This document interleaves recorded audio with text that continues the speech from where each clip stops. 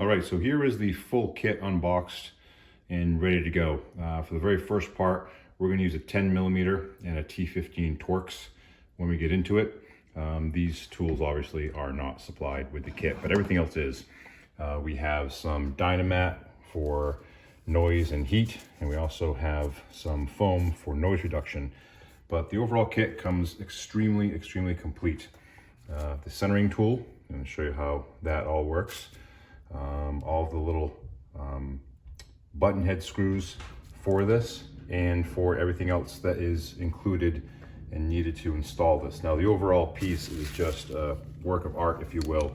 The material is second to none. The fit and finish of all their materials are just outstanding. The billet aluminum is a solid piece. And we'll do a comparison of this with the stock shifter before we do a full installation. But I've seen these come in different colors. Not that you'll ever see it. I think the blue is just a kind of a fun color. You don't get to choose, at least not to my knowledge. They just send you what they have. I've seen some in orange and blue, and maybe they use that internally for some notification. But all the bushings actually come pre-greased, as you can see. And the actual shifting mechanism itself also comes completely greased with a baggie ready to go. On the side here, showing you the MGW, which is Maryland Gun Works. If you haven't gone on their website to look at the story, you should do so. It's really fascinating how the owner started Maryland Gun Works. His son was an automotive enthusiast and started using these precision pieces to make shifters for automobiles. So that's a great story. And as you can see here, it's a C5, 6, and 7. And obviously it doesn't look like there's any room for a C8. I wonder why that is. It's sad, but it doesn't appear we'll get a manual in the C8. They even go so far as to include a little bit of Loctite for you, which is amazing. So again, an extremely complete kit, even with basic instructions telling you to go online and a sticker. Sadly, that sticker will not be going on the Z06, but let's go ahead and get into the install.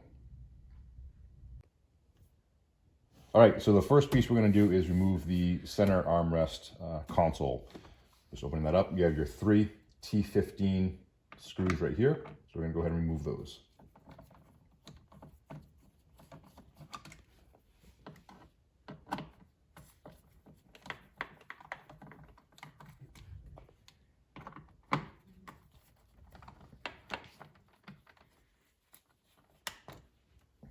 All right, that removed, it should be able to slide up and out. All right, so let's take this, we'll place it in the back for now.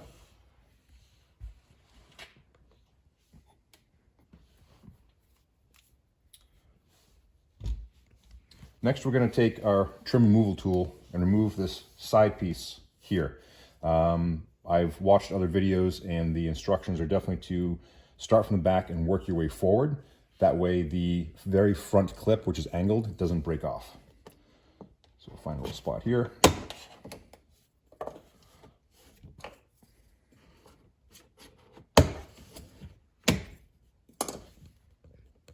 And I'm just pushing very gently out and up and forward to get that front clip off, hopefully without breaking it.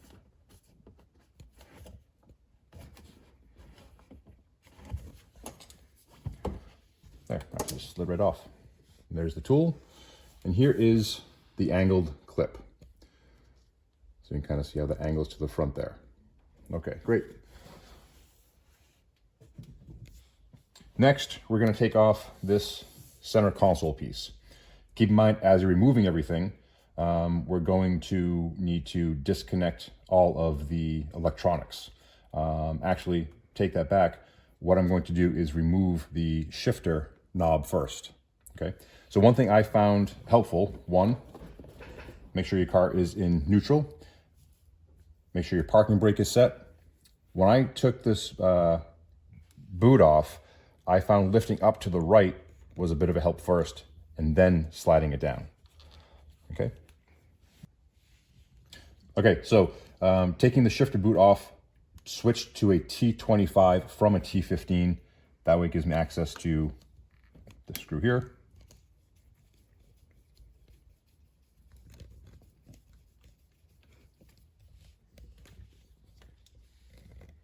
that screw will come out and the shifter knob just slides right off.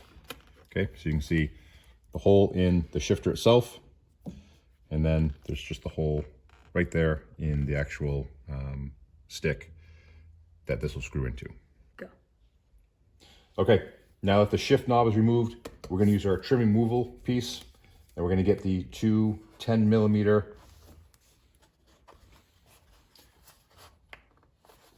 screws removed from the back. So that just pops right up. Okay, one thing to note on these 10mm screws here, or nuts, is I did need to switch the tip because it was just shallow, and I wanted to make sure that I could obviously get all the way down on these, and the shallow one wasn't able to, so I just had to switch that. It's minor, but just something to note.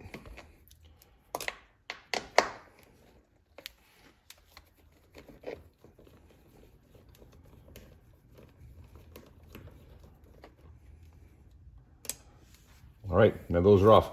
With these two detached, I can now start removing this top console piece here, and we'll use our trim removal piece for that as well. A little bit of a gap here on this side, and it's just gonna pop up.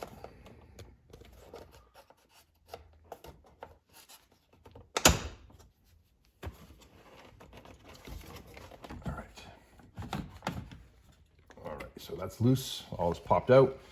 And again, we just have to be careful, make sure we can get our electrical stuff unhooked here appropriately. So,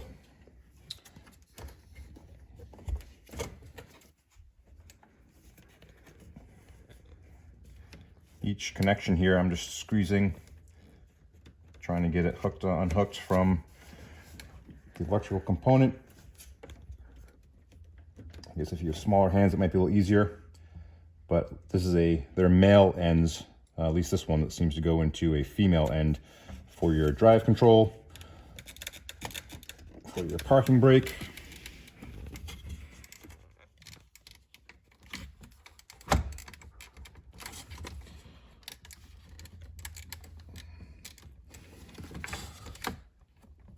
Smaller hands might be easier to do this. Okay, through the beauty of editing, I did not show the time I spent wrestling with a couple of these connectors. Other videos may show a very nice, simple, gentle pull out by squeezing. I was not so lucky. One thing in particular is it might be easier from the passenger side to make sure you're pushing on this clip. There's a small clip which is on the right-hand side, the passenger side, that you really have to squeeze in. That was just a little difficult from my angle. Maybe you have more success, but that piece pushes in.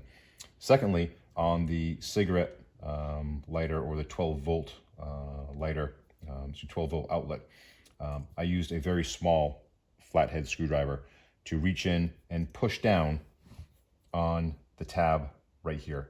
Just by gently pushing down on that tab, it allowed it to slide out much, much easier. So I didn't show that because I was wrestling with it, but that's where we are now. So next, you have 4 10mm bolts. You have 2 in the back and then 2 in the front. So let's go ahead and get those removed next.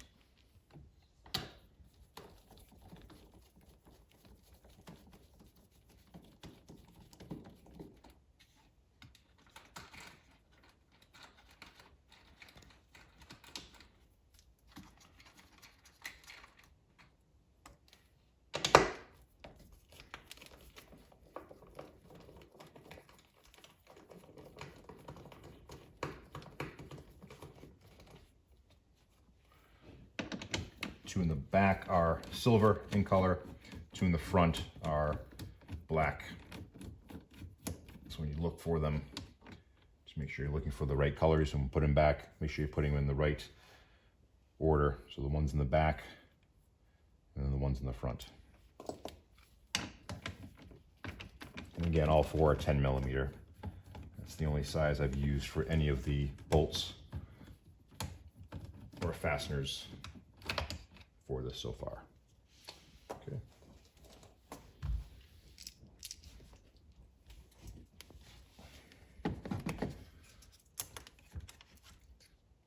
here. That one does just slide out. Just keep in mind when this comes up, when you replace it, make sure that's still following the tunnel it has here.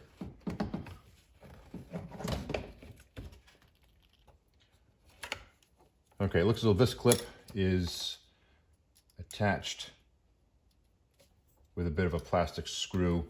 Got a little misshapen when I took it out, but hopefully I can get it back in there without too much difficulty. And with that piece disconnected, the center console will come out. Nope, one more here. One more connector I forgot about. This just has a little clip underneath. You just push on that. That will slide out. Okay, one last connector. Seems to be always one more connector that I seem to be missing. Flathead screwdriver, very, very small. From the passenger side, there's a small tab. You should be able to push in here and get that tab out. So I was just pushing down on this while I squeeze the top and slid that right out. Okay. Now, third time's the charm. The whole panel can just be removed and taken out of the car. Okay, stop. All right, so here we're seeing the external boot for the console of the C7. So I should be able to just lift these up.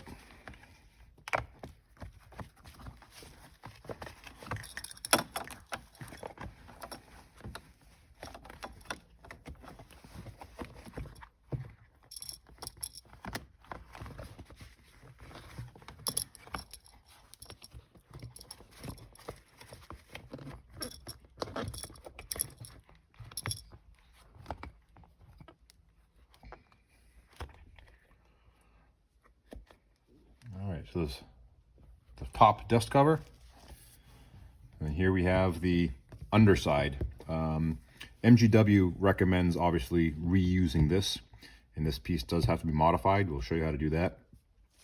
They do not necessarily show and or recommend reusing this additional dust cover, but I'm going to go ahead and modify this to use this as well. It's here, it fits nicely, so why not reuse this? We'll show you that piece when we get to it. So here we have our 10 millimeter.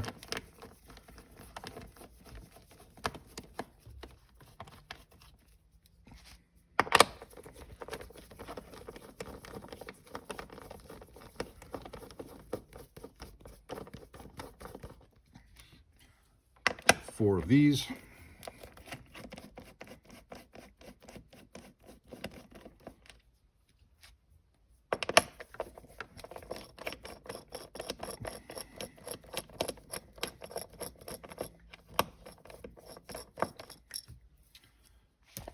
And now this should be good to come off. Very straightforward there. And there we have it. That is the shifter. As far as I know, they all are the same between the Stingray, Grand Sport, Z06, and the Z01. I don't think there's much of a difference. So now what we're going to do is go ahead and get our other tools to get these Torx bolts out here, and then remove the entire shifter, because the whole piece comes out, so we can get the linkage arm out from the lower box, put that into the new box, and then reinstall everything. All right, while we have this thing apart, I'm going to take this white insulator piece, just kind of get it out of the way, and good opportunities to kind of clean it off as well.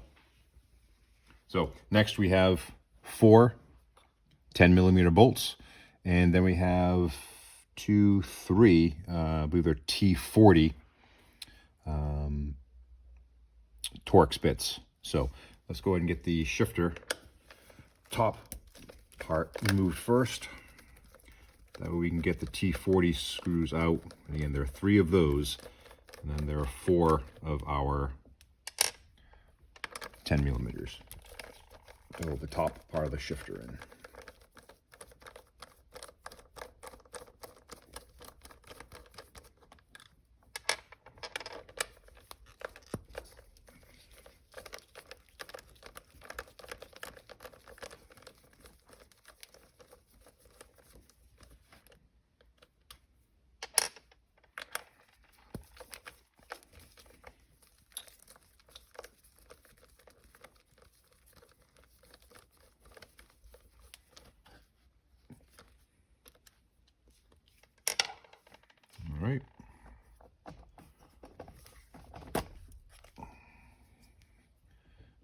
And there is your stock shifter. We're going to get a close-up look between this and the new MGW shifter.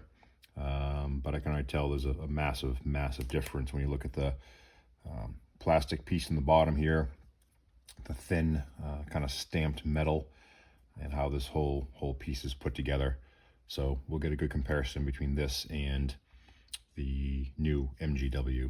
So, and now we can kind of get a good insight into the actual shift box. We're going to be getting that removed. Again, we have our 3 T40s. We'll get those removed. Then we take out the entire lower box out, and we'll get the linkage removed as well. And we'll make sure we get our centering piece installed from MGW to make sure that's in exactly neutral position, and then we'll go from there. All right, next we're going to go ahead, going to use our T40 and get the 3 bolts that are located here. That way we can get the whole lower box out. Let's go ahead and get these done.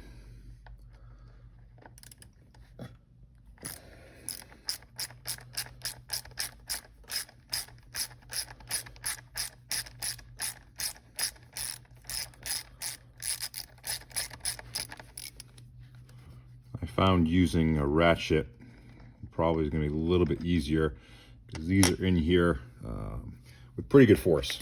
So I thought a screwdriver would be a little bit more difficult to use. And based on how these are coming out, I probably think that's a good guess. So recommendation is going with a ratchet rather than a screwdriver, but a screwdriver might work for you. But I just thought this would be easier with a ratchet here. All right, got these top 2 bolts out. Just gonna get this last one out here.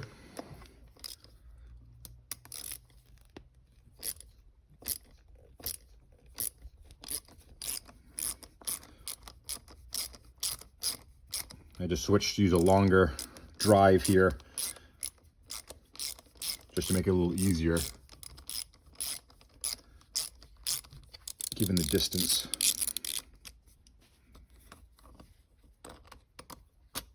All right, and there's the last bolt.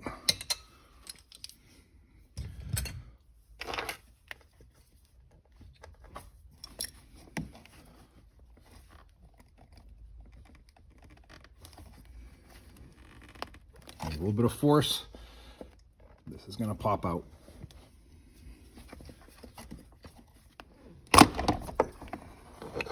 And there you go. And that is the lower shift box. So we'll get these out. We'll do a quick comparison of this compared to the new one. And here's kind of the part that's sticking in here. This little piece connects right down here. If you can see right in here, this is actually where that lip kind of sticks in. So you can see it's got some sort of probably fairly light adhesive, but that's what helps it stick in there. All right, let's take a look at the components, see how they compare. All right, so here's the original shifter that came out. What I find amazing is for a car that's whether it's a base C7 or a ZR1, if in fact these are all the same. This is a Z06, and if this were to go in a ZR1, the quality of this is just so poor for a car that costs 6 figures. If it's 50 grand, I could probably accept it, but for 100 grand or more, I think you should have a different shifter. Something like this is what should probably come in the car from the factory. You can just look at the size, the difference. While I can't show you the weight, and if I were, the scale would show a pretty significant difference in the weight of this piece. And if you look at the overall construction, even the boot itself is just amazing. And if you look at how floppy this is, you can just look at the difference between trying to move this. This is going to be a very, very, very direct and good shift. And if you look at the lower piece, just kind of this stamped metal, very low gauge, very lightweight, not very strong material, best I can tell. And you look at the new lower control box with the billet aluminum, the nice hardware, the bushings, again, they are pre-greased. The overall construction of this is just, it's remarkable when you look at the difference between these two pieces here. So clearly a very, very worthwhile shifter from the material standpoint, and then we'll determine the fit and finish once installed, and then as well the feel, which is the most important.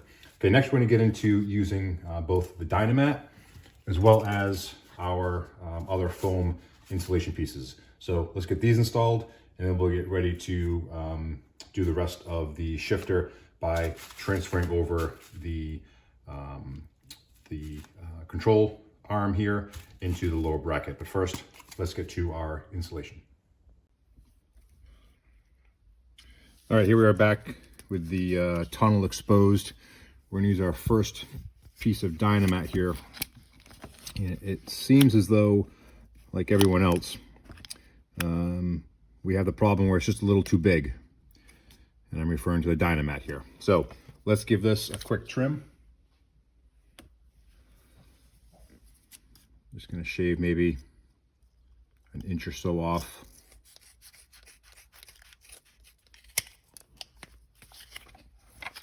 And it looks like that's gonna fit nice. So get this backing off. This is super sticky stuff. You can feel there's a small ridge in the back that I'm pushing up against. And I can push this down nice and firm. Working top to the bottom to make sure it kind of contours all the way around and gets everything covered thoroughly and completely.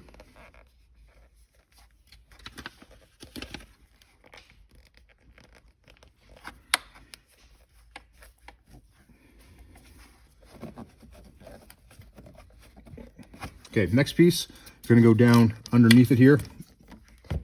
And there are some cables down there as well that I'm going to make sure I stay to the right hand side of. Hopefully you can see that well enough. Move this camera so you can kind of see where those cables are. If that's a brake line or similar, I'm going to stay as I slide this down. And I'm going to work from the top to the bottom, but I'm going to get it on the right hand side, as you can see over here.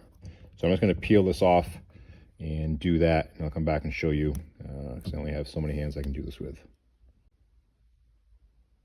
All right, here you can see the Dynamat fully installed, and there's kind of the ridge in the very back there that I used to put the Dynamat up against, and all along the tube in the tunnel there.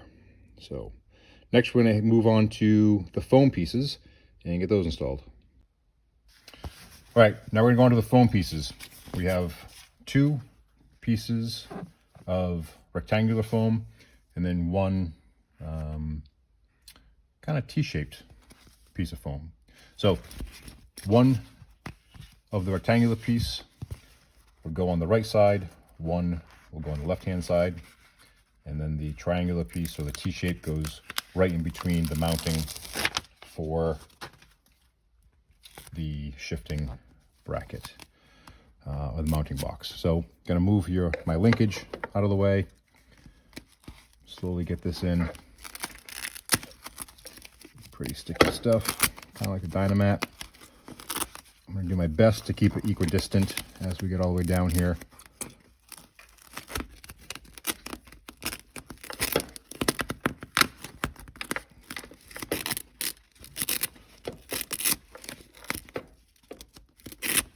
More, but I'll be right about there.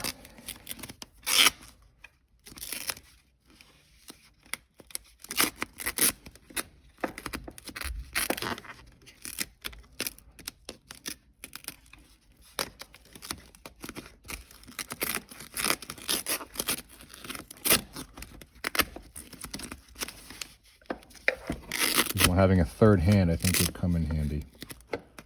There we go.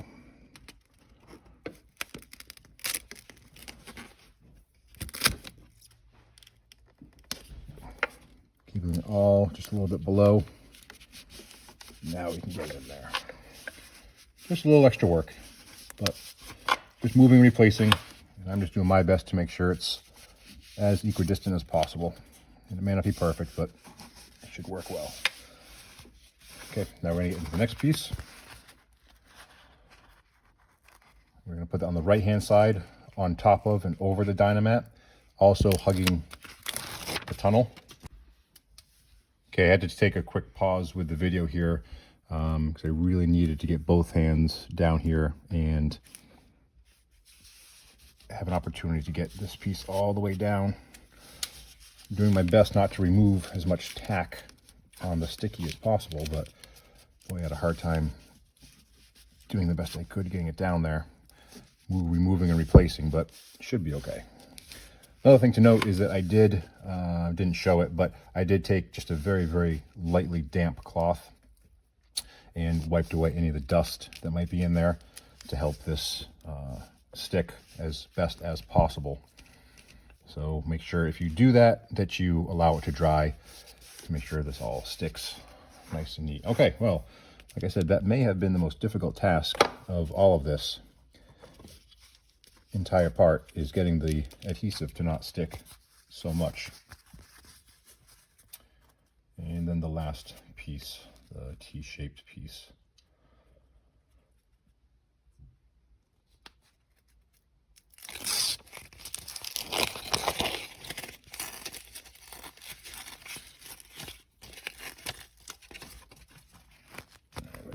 This in.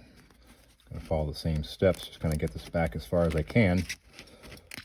So it's on the rear lip to ensure it's back as far as possible.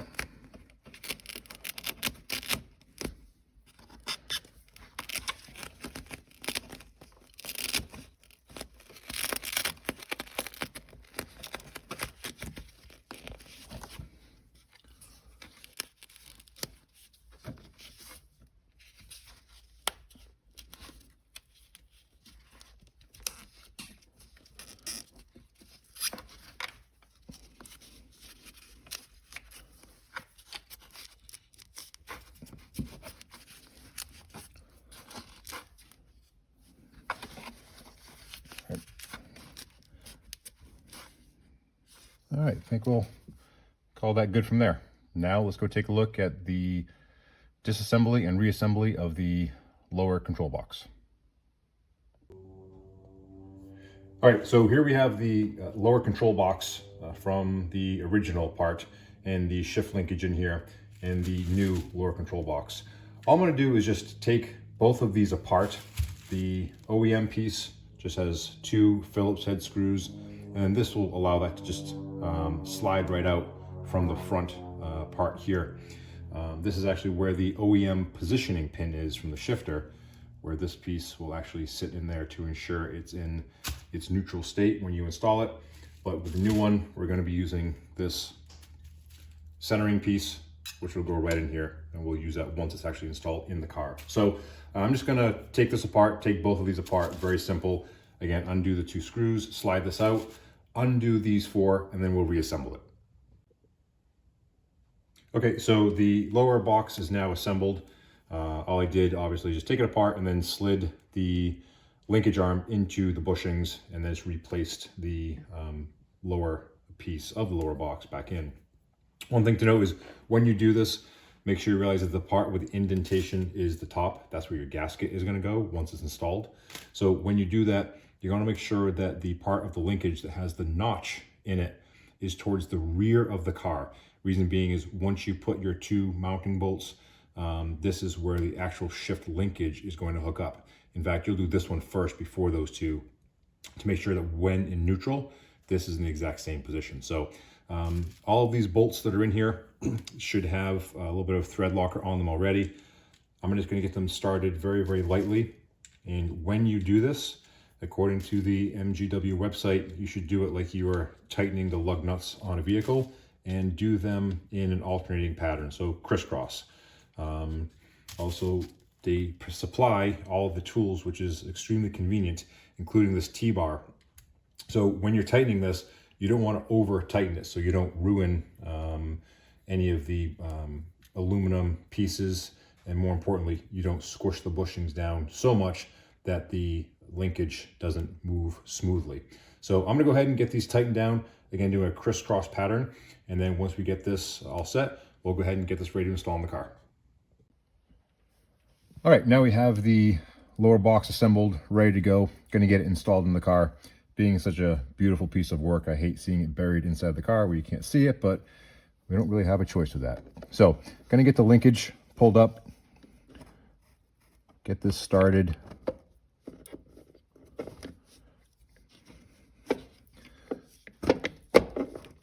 And then get the box dropped in.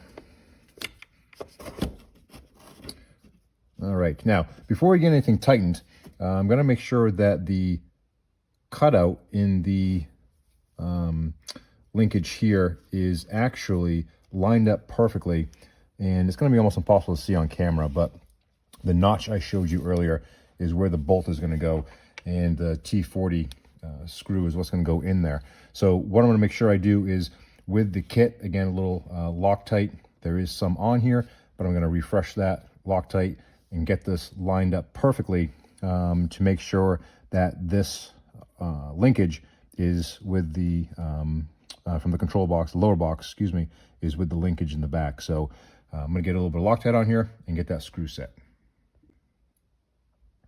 All right, so when you're using Loctite, make sure you're not doing a whole bunch of it, but make sure you do get just enough on those threads to make sure they are seated with the Loctite when you get it in there.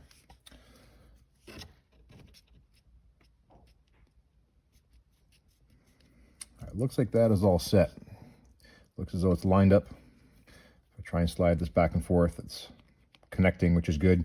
I'm gonna get the other two thread locker onto the bolts, get those started, and I'm gonna stop before I tighten anything down, because I wanna make sure I wanna get the centering piece for the shift linkage installed to make sure everything is just so.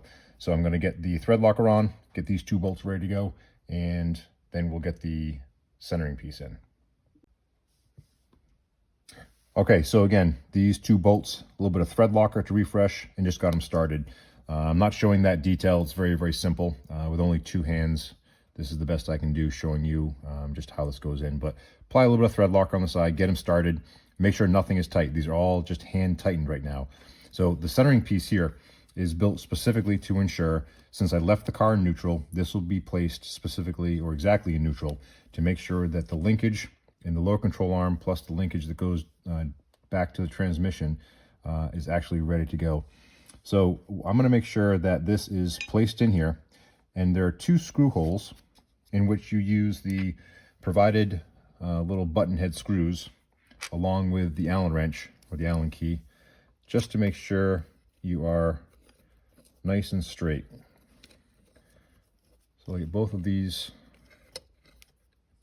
tightened down.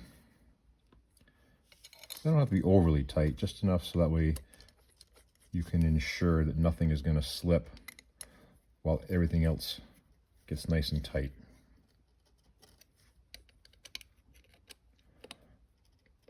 Okay, with that tight, everything else should be good. Now I'm going to go ahead and get these three T40s nice and snug.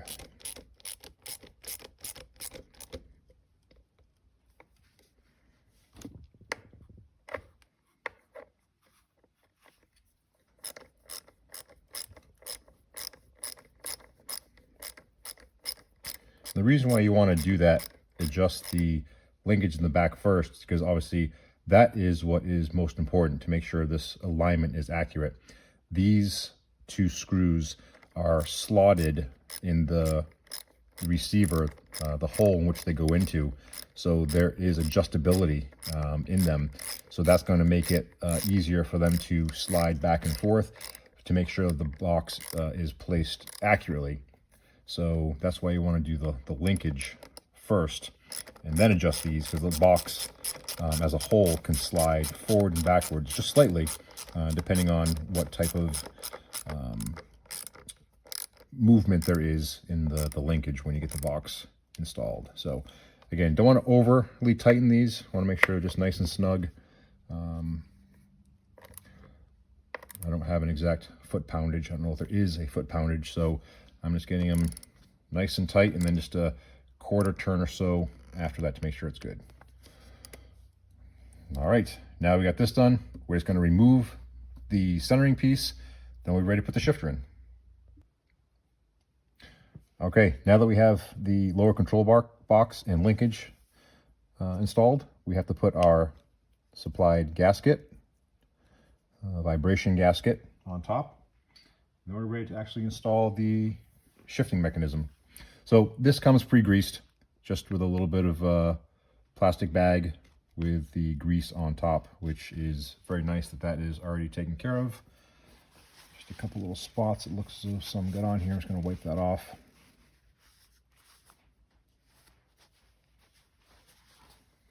And then we're ready to install it. Just goes right into the receiver, and we're good to go. Okay, so on the bolts that are supplied, they give you 4 bolts to install into the shifter down into the lower control box. And they also provide another Allen key because there are 2 set screws, 2 in the front and then 2 in the back here. So 2 up front and 2 in back. What that's going to do is when you have these, and it looks as though there's a little bit of thread lock on these screws already, once these are installed in each corner, the set screw here will prevent that from backing out. So once this is installed and these are screwed down, hand tightened, and then you tighten the set screw, these will have a very, very, very small chance of ever actually being able to back out. So I'm going to install all 4 of these screws.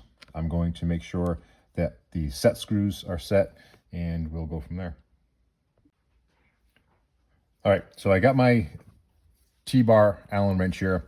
Just going to get these screwed down. Again, same as I did the lower control box. Going to make sure I do it in a crisscross pattern as if I was doing the lug bolts on a vehicle, just to ensure that the gasket itself doesn't get misshapen, doesn't get squished out too badly as I'm getting these screws installed. So I'm just going to go ahead and get these 4 Allen bolts installed and then set the set screws. Once I do all that, we'll come back. All right, so here it is completely installed. So all of the lower mounting brackets, bolts are obviously tightened. The 4 Allen wrench or Allen key bolts here are also tightened. And then all the set screws, 2 in the front and then 2 in the back, those are all set as well. So that's going to be it for this part of the installation. Now we're going to get to modifying both of the boots, the first cover as well as the second cover, to modify it so it can go over the newly shaped shifter that's installed versus the OEM shifter, which is just very cylindrical. This obviously has a much more of an oval shape to it, or rectangular, I guess, and we're going to get both of those modified so they can be installed to go on top. All right, next step, as I mentioned, is we're going to have to modify both of these dust cover boots.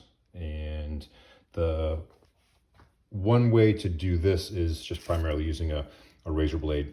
We're going to take a razor blade and choose whatever you have that works best for you, but make sure it's sharp. This is just kind of like a rubberized plastic.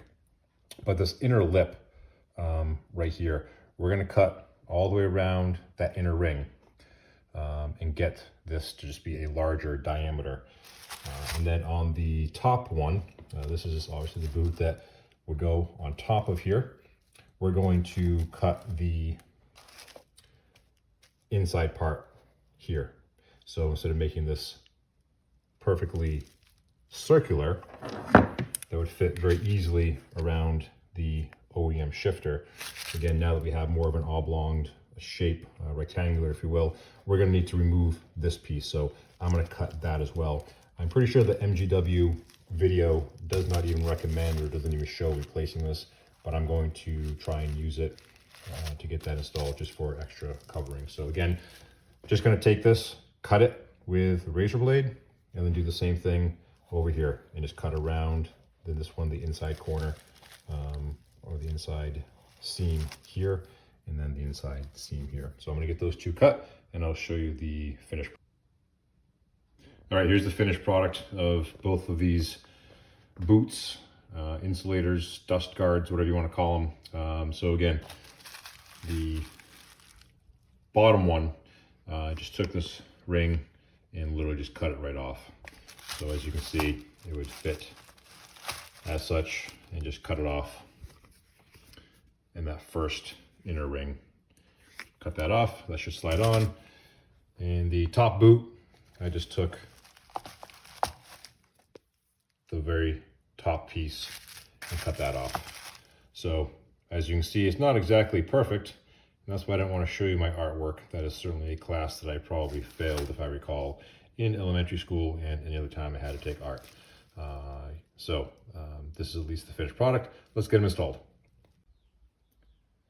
All right, now we're going to go ahead and get those two boots that were modified back installed. Again, I think they're a bit of a dust boot and sound protection and everything else. So again, that just fits over very nicely. We're going to take our 4 10mm nuts, get those back on.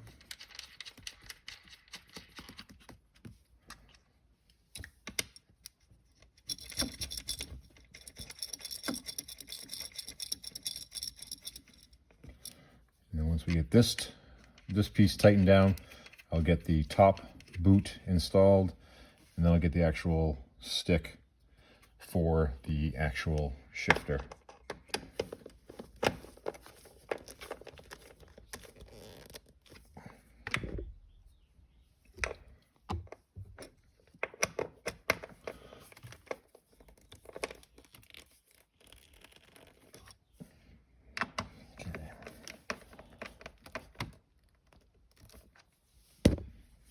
Just keep hitting my camera here. Sorry about that.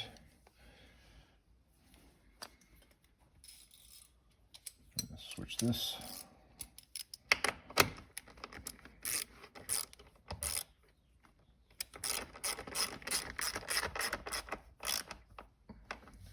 Just a little too close to my camera, so I just had to switch. Let's stop bumping it. I don't think these have to be overly tight because this really isn't going to go anywhere. But I like to make sure it's at least snug.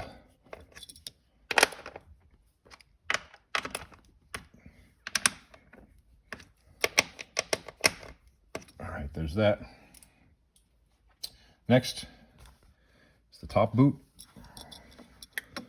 It just gets held on by the clips in the front and the back.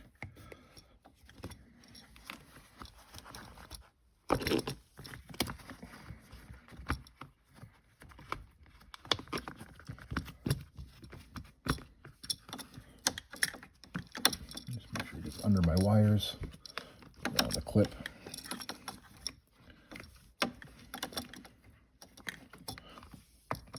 There we go. All right, next we're going to get the actual lever installed. I did not do a flat stick. I'm going to keep the OEM shifter. I just wanted it to look factory, and did not do, again, didn't do a colored flat stick. Red would have been an obvious choice for the red exterior, but again, I just decided to go with the OEM shifter install just to keep it kind of a cleaner look, not really modified. When they ship these, they do so upside down, okay? As far as the your washer, your lock washer, and your the crush washer, I guess, and the lock washer and the nut. The reason they do that is not so you install it that way, but for shipping purposes, so things don't come off and you don't lose them. So what you're going to want to do is unscrew it, and it's just going to go in the reverse order. Okay, so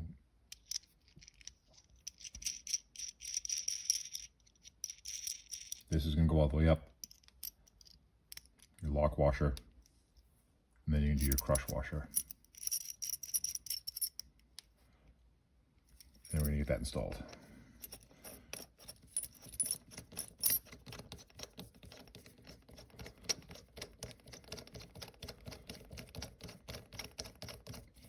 Okay, now the key to this too is making sure that the screw that is assuming the hole that's on both sides of the post is lined up.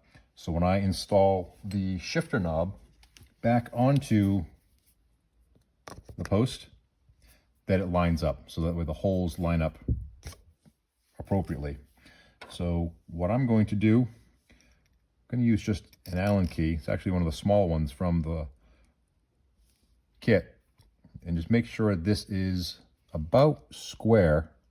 Actually, let me take that out first. I'm going to use a 13/16 to try and tighten this just a little bit more.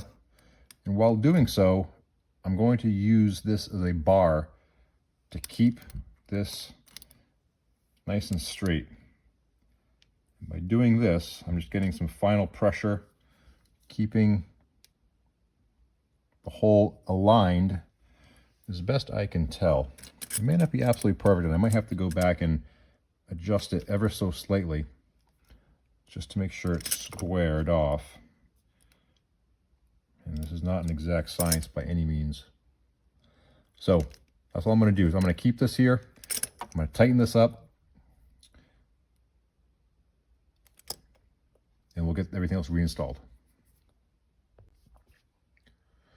All right, best I can tell, the camera angle may not show it perfectly, but if I'm using this as an alignment tool or just a visual guide for myself based on the shifter, it looks pretty straight.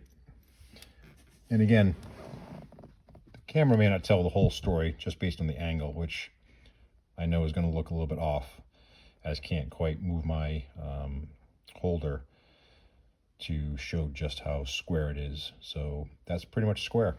All right, so all I'm going to do now is just the exact reverse of putting the interior back together. Everything that I took apart, just going to put it back in reverse process, and then we should be ready to give it a test. So when we come back from this little break, the interior should be all put back together with all of the wiring put back in, the center armrest put back in, the console back in place, and we can give it a test. And there is the finished product. It didn't take too long to get everything put back in place. As you'd expect, putting things back together always seems to go a little bit smoother, a little bit easier, because you've already done it, and so you kind of know what goes where and some of the things that maybe you didn't do correctly or as easily the first time. One thing that I'm thinking of right now is, again, this front clip. Make sure when you're removing this, remove the side trim from the back, working to the front, and then when you get to the end clip, pull back slightly. Because I showed you the hook or the angle of the last clip, it actually goes forward and into the plastic. So if you try and pull it straight out, it could break the clip. So bring it back a little bit of an angle, maybe, I don't know, 30, 45 degree as you're slowly removing this, and that front piece will just slide right out. So other than that, again, make sure you're using, if you have a difficult connector like I do for both the parking brake and for your traction control and drive selector, I found it helpful just to have a very small flathead screwdriver to pop the pin that was in there. I guess my hands are just a little too big to make that easy to select just the little piece, the little tab that's supposed to release. Other than that, everything is back as normal. I'll double check all of the connections, make sure everything works as it's supposed to. I would anticipate that it would, but just in case I did anything incorrectly, but it's pretty foolproof because each adapter has a male and a female end, and they only go together. So the shifts on this are just incredibly crisp, smooth, and short. I say yes, maybe there's a little bit more effort, but I think the reward is the overall feel of the shifter. 7th gear is really over, and it almost feels as though there's a bit of a lock to it that you have to get past. You can hear that click to really get up and over into 7th gear. So all the other gears, just 1, 2, 3, 4, 5, 6, no problem. 7th, really click it over and get into 7th gear, which works out perfectly well. So should be neutral. Now we're going to do the best part, which is not the install, but the test drive. So unfortunately, during this process, I lost the driving video showing me using the shifter in the vehicle. But what I will tell you is that without a doubt, it absolutely changes the dynamics of the driving experience. No, it in no way changes the output of the engine for the horsepower or the torque or anything like that, but it does provide an extremely engaging shift when you use this MGW shifter. This is not my first time using this product. I had it in a 2014 Mustang GT, and it did the same thing for that car as it did for this one. Again, no change in horsepower or torque, but how you drive the vehicle and the engagement and the level of enjoyment you receive by that feedback using the shifter is really second to none. I have tried other shifters in the market, and far and away, MGW is my first choice. If you're looking for an experience to change your vehicle without getting into modifying it dramatically and something that can always be reversed, I would start off with a shifter if you're not really sure about any engine components. So thanks for watching. I hope you enjoyed, and I'll see you next time.